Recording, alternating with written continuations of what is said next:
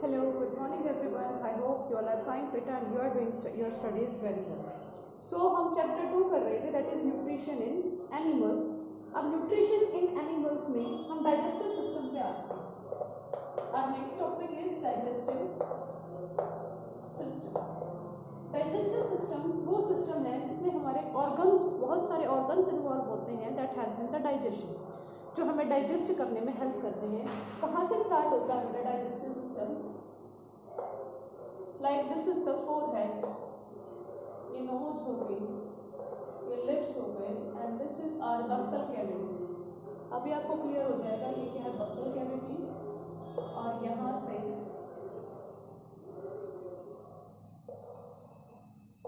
ठीक है, यहाँ पे एक ट्यूब लाइक स्ट्रक्चर होगा जिसको फूड पाइप बोलते हैं, जहां से फूड चलता हुआ आएगा. This is food pipe. और इसोफेगस, ठीक है. देन यहाँ पे जे शेप का structure that is known as the stomach. क्या बोलते हैं बेटा उसको? स्टमक. और स्टमक के यहाँ पे प्रेजेंट होगा लीवर. लीवर के यहाँ पे ठीक नीचे एक ऐसा ग्लैंड लाइक स्ट्रक्चर होगा दैट इज गोल ब्लैडर. पित्त की थैली जिसको बोला जाता है, गोल ब्लैडर. और फिर ऐसे ट्यूबुलर स्ट्रक्चर आएगा, ये होती है हमारी स्मॉल इंटेस्टाइन, ठीक है. और यहाँ से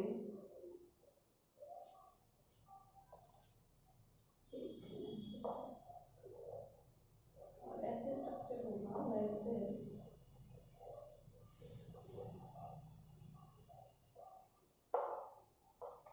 ठीक है, ये तो हो गया small intestine. This is small intestine.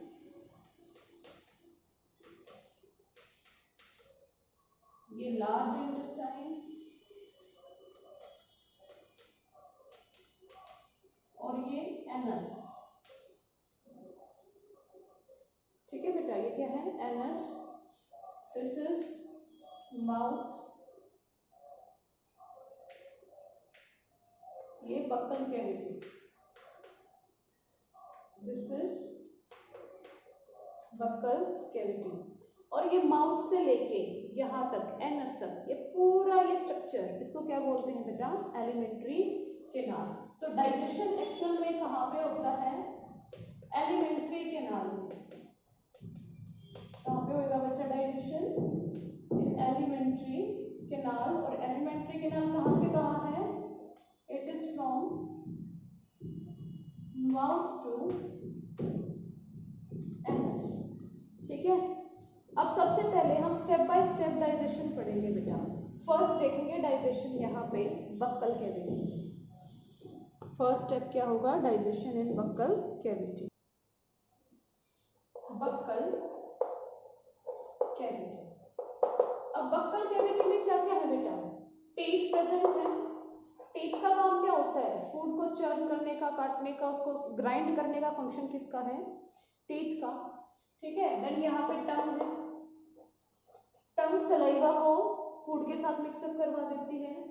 और यहाँ पे बेटा सलाइवा रिलीज होता है. और इस सलाइवा में होते हैं एंजाइम्स. ठीक है. इस सलाइवा में क्या होंगे? एंजाइम्स, जो फूड को डाइजेस्ट करते हैं. दे डाइजेस्ट द फूड. ठीक है. और यहाँ पे डाइजेशन के बाद जो स्ट्रक्चर बना ना, मान लो आपने चपाती खाई, दाल खाई, ऐसे ऐसे स्ट्रक्चर बन जाएगा. ठीक है. इस स्ट्रक्चर को क्या बोलेंगे बेटा? Bolus. What is this? Bolus. Buccal cavity में क्या क्या है? टीथ है, टंग है, सलाइवा है. यहाँ पे फूड को च्यू किया जाता है, उसको मिक्सअप किया जाता है. और क्या स्ट्रक्चर बना देते हैं बेटा? बोलस स्ट्रक्चर बना देते हैं, जिसको हम इजीली स्वेलो कर लेते हैं, निगल लेते हैं. स्वेलो मीन्स निगलना. ठीक है. और ये जो प्रोसेस है, process of chewing of food, food को च्यू करना, उसको सलाइवा के साथ मिक्सअप करके, इस प्रोसेस को क्या बोलते हैं बेटा? मैस्टिकेशन. क्या बोलेंगे? मैस्टिकेशन. यहाँ पे फूड डाइजेस्ट, इसको च्यू किया, और यहाँ पे क्या आ गया? लोबस आ गया बेटा. क्या आया बेटा? लोबस। सलाइवा कहाँ से आता है? सलाइवा यहाँ पे हमारे माउथ के अंदर सलाइवरी ग्लैंड्स होते हैं बेटा, जो सलाइवा को सिक्रीट करते हैं। ग्लैंड कहीं पे भी आ जाए उसका काम होता है सिक्रीट करना, अपने अंदर से कुछ निकालना, ठीक है। फिर यहाँ से फूड कहाँ पे आ जाएगा बेटा? ईसोफेगस में, फूड पाइप में। फूड पाइप को क्या बोलते हैं? ईसोफेगस।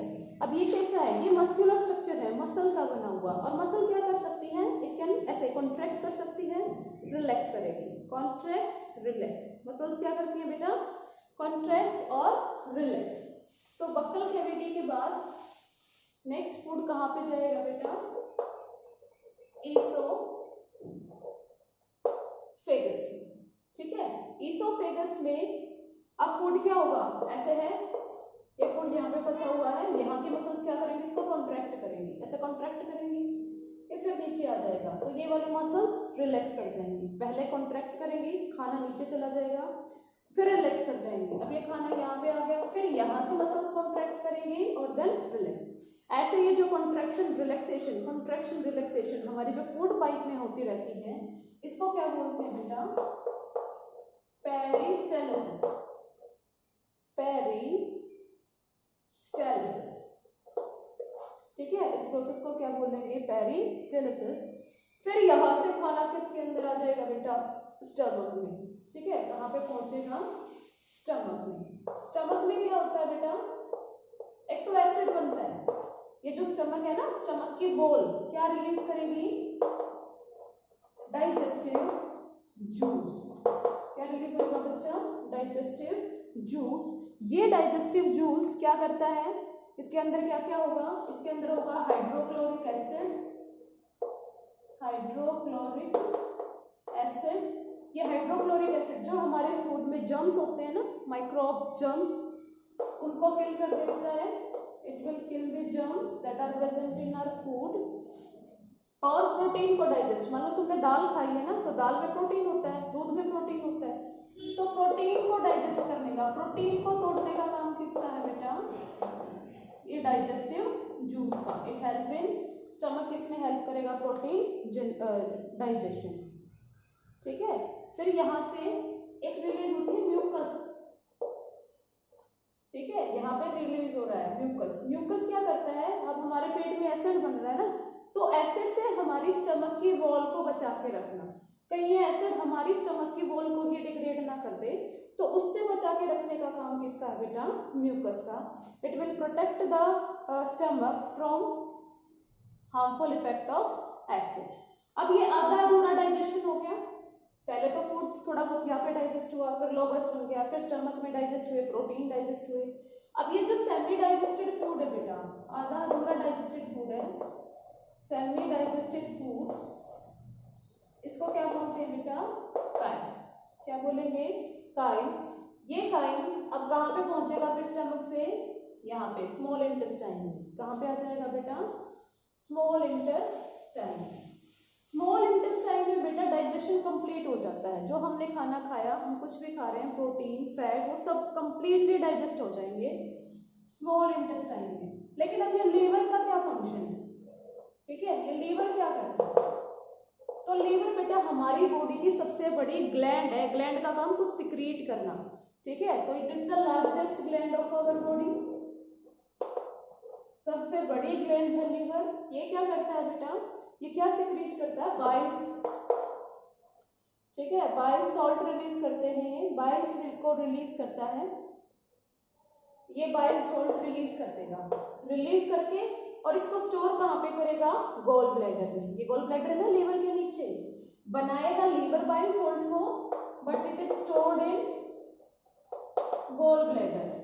और गॉल ब्लैडर फिर इसको जब जरूरत होती है किसको दे देता है बेटा? स्मॉल इंटेस्टाइन को। तो नेक्स्ट आ जाएगा डाइजेशन, कहाँ पे होगा बेटा? स्मॉल इंटेस्टाइन में। स्मॉल इंटेस्टाइन में गॉल ब्लैडर से क्या आएंगे?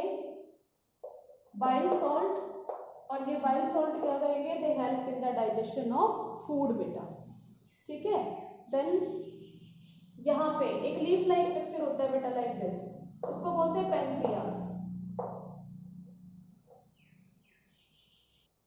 ऐसे ही यहाँ से पैनक्रियाज क्या रिलीज करती है स्मॉल इंटेस्टाइन के अंदर? Pancreatic juice. गोल ब्लैडर से तो स्मॉल इंटेस्टाइन में क्या आएंगे, बाइल सॉल्ट। पैनक्रियाज से क्या आएगा, पैनक्रियाटिक जूस। और स्मॉल इंटेस्टाइन खुद का भी जूस रिलीज करती है बेटा, ठीक है। स्मॉल इंटेस्टाइन क्या करती है, ये भी जूस रिलीज करती है। और इनमें क्या होते हैं, बहुत सारे एंजाइम्स, ठीक है। क्या करते हैं बेटा, बहुत सारे एंजाइम लाइक ट्रिप्सिन। एंजाइम का नाम है बेटा ट्रिप्सिन, किसको डाइजेस्ट कर देगा, प्रोटीन को। अमाइलेज किसको डाइजेस्ट कर देंगे बेटा, स्टार्च को, शुगर। और लिपेज किसको डाइजेस्ट कर देते हैं, फैट को। यही सब खाते हैं, जैसे आलू में स्टार्च प्रेजेंट है, ठीक है। तो कंप्लीट डाइजेशन हो जाएगा बेटा कहाँ पे, स्मॉल इंटेस्टाइन में। स्मॉल इंटेस्टाइन में क्या हो जाएगा, कंप्लीट डाइजेशन ऑफ फूड, ठीक है। अब डाइजेशन हो गया, डाइजेशन के बाद नेक्स्ट स्टेप क्या था, absorption of food. Next step क्या होता है बेटा, एब्जॉर्प्शन ऑफ फूड। तो ये जो हमारी स्मॉल इंटेस्टाइन है ना, ये अंदर से फोल्डेड है, मतलब ये ऐसे स्मॉल इंटेस्टाइन बनाई मैंने, तो ये जो इसकी वॉल है ना, ये वॉल, ये इनके ऊपर ऐसे फोल्डेड होता है, ऐसे स्ट्रक्चर है, ऐसे फोल्डेड स्ट्रक्चर है, like this. They have a small structure like this. In finger like structures को क्या बोलते हैं बेटा, villi. In finger like structures को क्या बोलेंगे, विलाई, जो कहाँ पे प्रेजेंट है, inner wall of small intestine. और इसके चारों तरफ यहाँ पे क्या है, ब्लड वेसल्स, क्योंकि डाइजेस्टेड फूड को कहाँ पे पहुंचाना है, ब्लड के अंदर, ठीक है। यहाँ पे ये स्मॉल इंटेस्टाइन है, तो यहाँ पे फूड डाइजेस्ट हो गया, बिल्कुल सिंपल बन गया, इट इज डाइजेस्टेड फूड। ये डाइजेस्टेड फूड इन विलाई के थ्रू किसके अंदर चला जाएगा बेटा, ये ब्लड वेसल, लाइक ये ब्लड वेसल है, यहाँ पे पहुंच जाएगा। This step is known as the absorption. और विलाई क्यों बने, ये ऐसे फोल्ड क्यों रखा है, क्योंकि जितनी ज्यादा फोल्डिंग उतना ज्यादा सरफेस एरिया, और जितना ज्यादा सरफेस एरिया उतना ज्यादा क्या होगा बेटा, एब्जॉर्प्शन। एब्जॉर्प्शन के बाद नेक्स्ट स्टेप क्या है बेटा, एसिमिलेशन। एसिमिलेशन मैंने पहले भी बताया था क्या होता है, यूज करना। अब ब्लड वेसल, ये ब्लड वेसल थी ना, इसके अंदर फूड है डाइजेस्टेड, ये कहाँ पे लेके आएगी फूड को, हर एक सेल के पास। यहाँ पे आ गया डाइजेस्टेड फूड, इससे क्या बन जाएगी बेटा, एनर्जी। इसको क्या बोलते हैं, एसिमिलेशन। और लास्ट स्टेप क्या है, egestion. Egestion means undigested waste को बाहर निकालने की प्रोसेस क्या है बेटा, इजेशन। तो ये काम किसका है बेटा, लार्ज इंटेस्टाइन का। लार्ज इंटेस्टाइन में अनडाइजेस्टेड फूड आएगा, अनडाइजेस्टेड जो डाइजेस्ट नहीं हुआ है। इस अनडाइजेस्टेड फूड में से पानी को और सॉल्ट को निकाल लिया जाएगा, मीन्स बॉडी के अंदर आ जाएंगे एब्सॉर्ब होके। बाकी जो सब्सटेंस बचा वो जाके स्टोर हो जाता है बेटा रेक्टम में। यहाँ पे ये है रेक्टम, यहाँ पे जाके स्टोर हो जाएगा, स्टोर्ड अनडाइजेस्टेड फूड यहाँ पे स्टोर हो जाएगा। और फिर उसको किसके थ्रू बाहर निकाल देते हैं, एनएस के थ्रू उसको बाहर निकाल दिया जाता है in the form of faeces. Faeces जो आप पोटी करते हो, अपना वेस्ट बाहर निकालते हो, that is known as the faeces. So this is all about digestion in human beings बेटा। एंड इसी के साथ ये टॉपिक क्लियर होता है। And if you are having still any doubt that you can ask me at any time. Thank you, have a nice day.